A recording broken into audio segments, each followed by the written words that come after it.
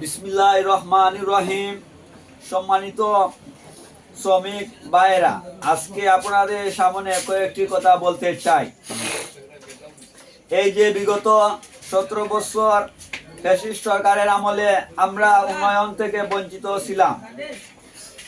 আজ আমরা সবাই মন খুলে কথা বলতে পারছি, জায়গায় জায়গায় মিটিং মিছিল করতে পারছি। শ্রমিক এবং সাধারণ জনগণ সবার স্বাধীনতা ফিরে পেয়েছি।